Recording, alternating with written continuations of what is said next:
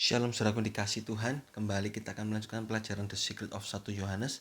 Kita sudah masuk di dalam 1 Yohanes pasal 5 ayat yang ke 9, saudaraku. 9, dan kita akan pelajarin sampai ayat yang ke 10 hari ini ya. Nah, di ayat yang ke 6 sampai 8 kita sudah belajar panjang lebar tentang Trinitas Allah. Nah, kita sudah belajar dan memang 3 menjadi 1 ini tidak bisa dipikir dengan akal manusia. Itu benar-benar luar biasa dari Allah kita. Kita hanya bisa meneladaninya.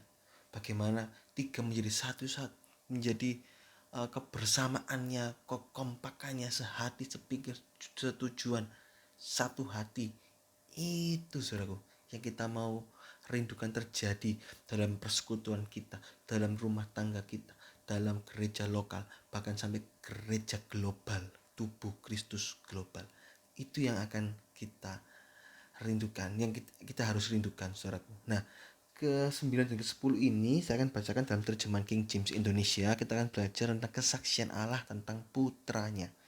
Ayat 9, jika kita menerima kesaksian manusia, maka kesaksian Allah itu lebih besar. Nah, kalau kita aja percaya akan kesaksian manusia, apalagi Allah. Dikatakan di sini, kesaksian Allah itu lebih besar. Karena inilah kesaksian Allah, bahwa ia sudah bersaksi tentang putranya. Ayat 10, dia yang percaya kepada putra Allah mempunyai saksi itu di dalam dirinya sendiri. Orang yang percaya putra Allah, dia punya saksi. Siapa? Allah di dalam dirinya. Dia yang tidak percaya kepada Allah menjadikan dia pendusta, sebab ia tidak percaya akan kesaksian yang sudah disaksikan Allah tentang putranya. Jadi orang yang tidak percaya kepada Allah menjadikan Allah itu pendusta, karena orang tersebut tidak percaya akan kesaksian yang sudah disaksikan Allah tentang putranya. Nah, ini masih berkaitan dengan ayat 6 sampai 8, di mana Yesus Kristus datang dengan disertai kesaksian dari Allah Bapa dan Allah Roh Kudus, dari air dan roh. Nah, oleh karena itu pada waktu dibaptiskan itu Allah berkata, inilah putraku. Nah, ini saudaraku, Yesus Kristus menyaksikan dirinya menjelma menjadi manusia sepenuhnya dengan ada tanda darah. Allah tidak punya tanda darah, saudaraku. Allah gak bisa mati. Darah itu life, nyawa, hidup. Nah, putra manusia Yesus benar-benar menjelma menjadi manusia 100%. Itu dia ada kesaksian, yaitu tanda darah. Oleh karena itu kita harus percaya akan kesaksian ini, kesaksian Allah tentang putranya, juga kesaksian dari diri Yesus Kristus, yaitu tanda darah, dan Roh Kudus, Roh kebenaran menyaksikannya. Jika kita saja bisa menerima kesaksian manusia, saudaraku, di pengadilan orang bersaksi, kita percaya, maka seharusnya kita bisa menerima kesaksian Allah. Karena Allah lebih besar daripada manusia. Yang bersaksi, yang menyatakan itu Allah sendiri, bukan manusia. Nah, ini kuncinya, saudaraku. Selain itu, Allah tidak pernah berdusta. Titus 1 ayat yang kedua itu dasarnya. Allah tidak pernah berdusta. Sehingga semua kesaksiannya pasti 100% benar adanya dan sempurna. Kalau manusia saja kita percaya, padahal manusia itu bisa berbohong. Tapi Allah tidak pernah bisa berbohong, tidak pernah bisa berdusta. Jadi kalau Allah bersaksi, maka kita harus percaya. Allah sudah bersaksi tentang putranya, Yesus Kristus. Itu di dalam Matius 3 ayat 17 sampai 18 itu Allah sendiri bersaksi. Inilah putraku yang kukasihi. Nah, kita baca aja ya, Matius 3 ayat 17 sampai 18. Ya, Matius 3 ayat 16-17. Setelah dibaptis, Yesus keluar dari air, dan pada waktu itu juga langit terbuka dan ia melihat Roh Allah seperti burung merpati turun ke atasnya. Nah, itu ayat 16, ayat yang ke-17. Lalu terdengarlah suara dari sorga yang mengatakan, inilah anakku, dalam bahasa Inggris, my beloved son. Inilah putra kekasihku putraku yang kukasihi gitu. Kepadanya lah aku berkenan, yang mana aku sangat berkenan, itu dalam bahasa Inggris, in whom I am well pleased. Ini kemudian diulangi lagi di dalam Matius 17 ayat 5. 2 kali loh diulangi. Oleh karena itu ini menjadi kesaksian yang benar-benar satu aja sudah sah, apalagi 2 kali ini benar-benar meyakinkan, menegaskan bahwa Allah itu bersaksi tentang putranya. Matius 17 ayat yang kelima. Dan tiba-tiba sedang ia berkata-kata, turunlah awan yang terang menaungi mereka, dan dari awan itu terdengar suara yang berkata, inilah putra yang kukasihi, kepadanya lah aku berkenan. Ditambah lagi koma, dengarkanlah dia. Hear ye him. Ini diulangi. Kemudian itu diulangi saat Yesus dimuliakan di atas gunung. Ini Matius 17 ayat ke-5. Kemudian diulangi ketiga kalinya di dalam Yohanes 12 ayat 28 sampai 30. Jadi 3 kali suara dari sorga itu saudaraku terdengar. Yohanes 12 ayat yang ke-28 bunyi, Bapa, muliakanlah namamu, maka terdengar suara dari sorga. Aku telah memuliakannya dan aku akan memuliakannya lagi. 3 kali saudaraku terdengar suara dari sorga. Ini benar-benar kesaksian Allah saudaraku. Yohanes 5 ayat 31-32 ini Putra manusia Yesus mengatakan seperti ini, kalau aku bersaksi tentang diriku sendiri, maka kesaksianku itu tidak benar. Ada yang lain yang bersaksi tentang aku, dan aku tahu bahwa kesaksian yang diberikannya tentang aku adalah benar. Siapa? Ada yang lain. Siapa? Inilah Allah Bapa, Allah Roh Kudus. Ini juga nampak jelas Trinitas Allah. Jelas ini Trinitas Allah. Ada yang lain. Allah bersaksi 3 kali. Roh Kudus bersaksi juga seperti burung merpati turun. Nah, Yesus tidak bersaksi tentang dirinya sendiri, melainkan ada kesaksian Allah dan juga Roh.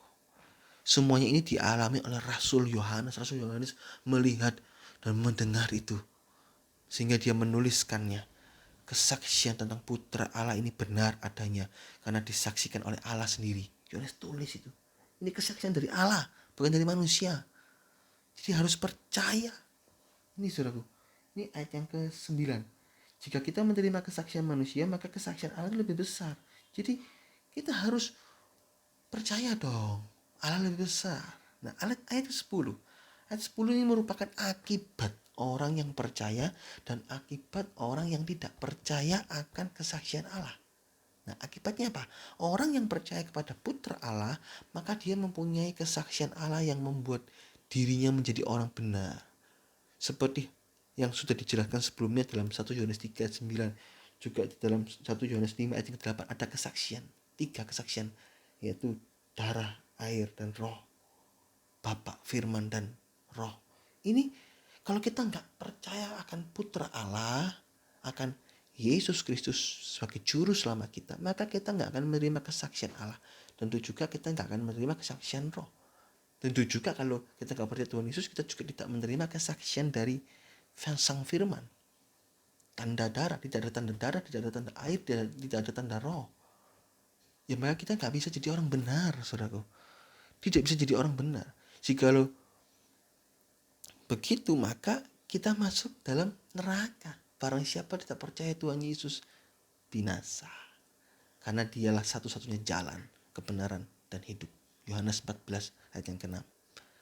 Nah, jikalau dia tidak percaya kepada Allah tentang kesaksiannya, jikalau kita tidak percaya akan Allah beserta kesaksiannya, aku gak percaya Allah, aku juga gak percaya tentang kesaksiannya, maka dia menjadikan Allah pendusta. Dengan kata lain, aku gak percaya bahwa Yesus itu anak Allah, loh, Putra Allah. Loh, berarti kita menjadikan Allah pendusta. Itu adalah hukum sebab akibat. Kalau kamu gak percaya akan Yesus Kristus sebagai juru selamat, maka kamu menjadikan Allah pendusta. Karena Allah sendiri bersaksi bahwa Yesus itu putraku yang kukasihi, kepadanya lah aku berkenan. dengarkanlah dia. Allah bersaksi. Kita nggak percaya, maka kita menjadikan Allah pendusta. Atau dengan kata lain, kita meragukan kesaksian Allah. Allah gak ada saksi kok. Duh, ditulis di dalam firman Tuhan, ayat-ayat banyak. Minimal 3 suara dari sorga. Ada 3 suara dari sorga. Dan kita gak percaya, kita menjadikan Allah pendusta. Kita meragukan kesaksian Allah yang bersaksi tentang putranya. Ini dosa besar. Dosa besar, saya katakan saudaraku. Tidak percaya akan kesaksian Allah itu dosa besar. Jika kita menganggap Allah pendusta atau berdusta, maka ya ada resikonya. Kita binasa, masuk dalam neraka. Kita tidak mendapatkan keselamatan.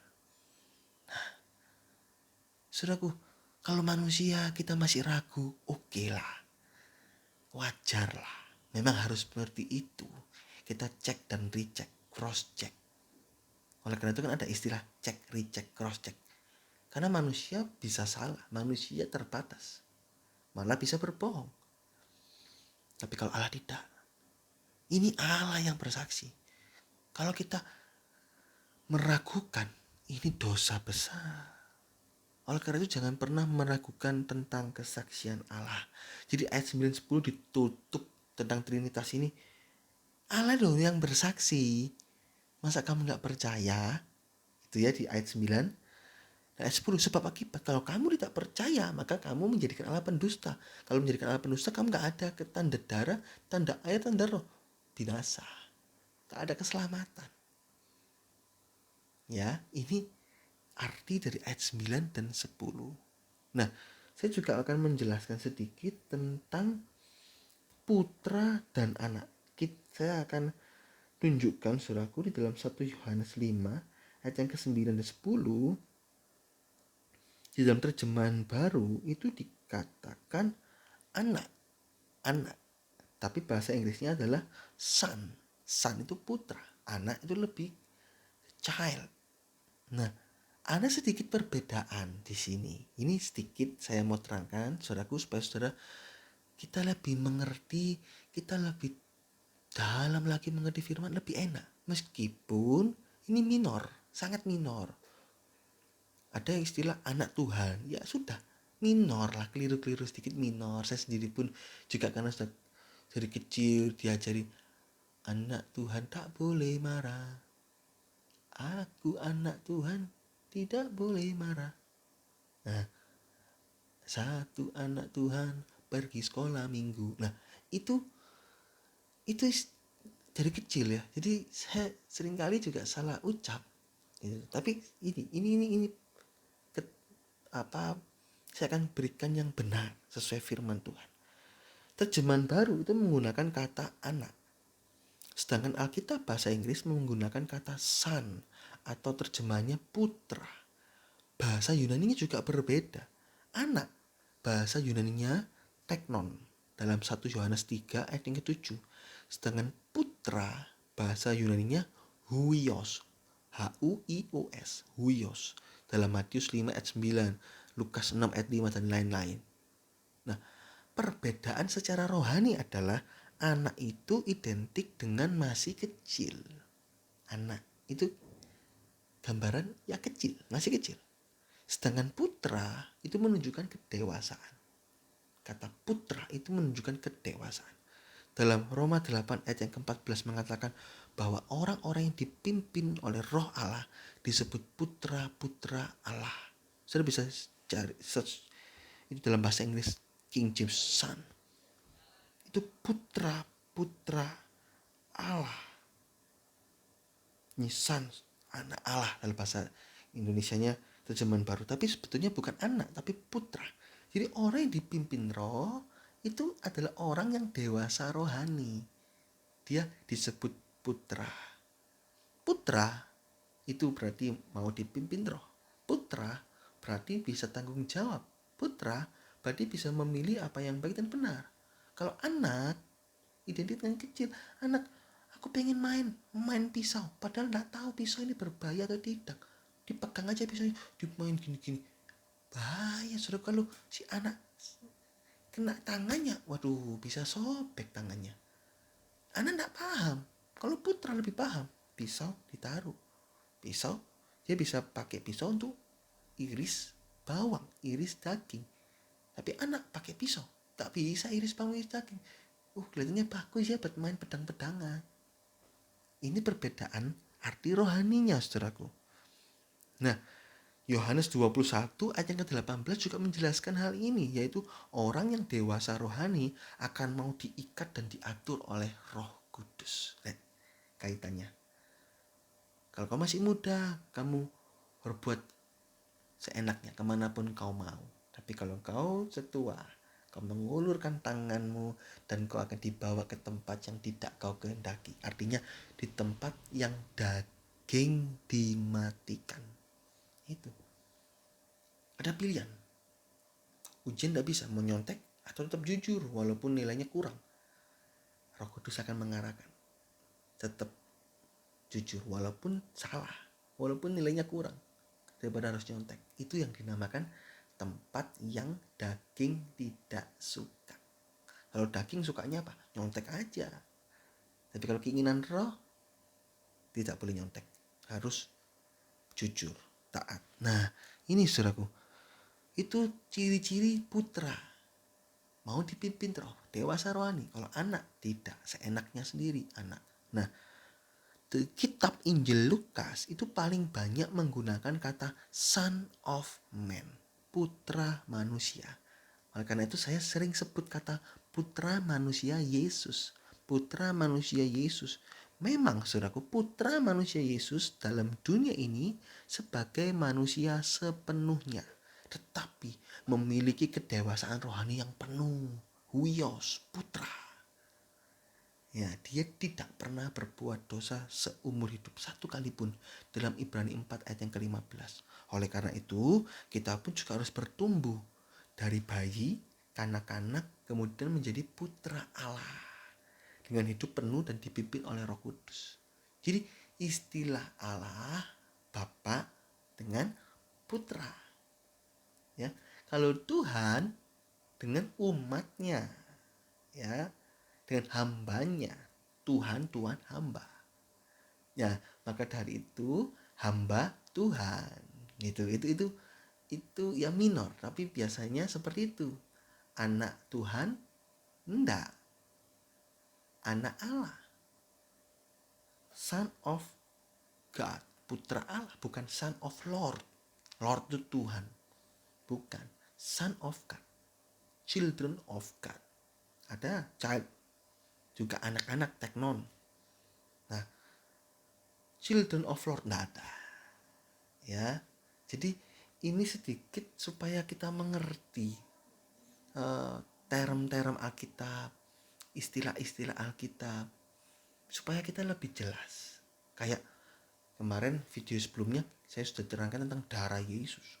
Kadang orang darah Yesus untuk apa? Aduh, naik mobil, darah Yesus, tolong darah Yesus supaya nggak kecelakaan. Sebelum makan doa dulu, Tuhan, darah Yesus menyucikan.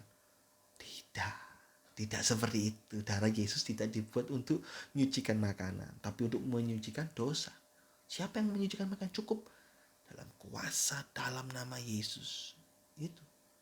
Tapi kalau penyakit, bukan darah Yesus juga. Penyakit apa? Bilur Yesus. Bilur Yesus menyembuhkan. Darahmu menyucikan. Bilurmu menyembuhkan. Kuasa namamu menguatkan. Kuasa namamu membangkitkan. Kuasa namamu memberi mujizat. Kuasa nama Yesus. Itu. Ini term-term Alkitab. Kita harus mengerti. Kita harus tahu supaya masuk lebih dalam itu tidak salah. Tidak salah. Ya, ini sedikit tentang putra dan anak. Ya, jadi mulai dibiasakan. Anak itu Allah, hamba Tuhan. Hamba Allah ya bisa. Bisa, itu biasanya hamba Tuhan. Oke lah, tidak ada masalah. Cuman biasanya yang sering itu anak Tuhan. Seharusnya itu anak Allah. Nah, oke, ini sedikit dari 1 Yohanes 5, 9, 10. Perbedaan anak dengan putra. Ya, kita harus naik terus, bertumbuh sampai menjadi putra-putra Allah. yang hidup penuh dan dipimpin roh, kedewasaan rohani, bisa memilih yang baik dan benar menurut kacamata firman Tuhan. Oke, puji Tuhan, Tuhan Yesus memberkati.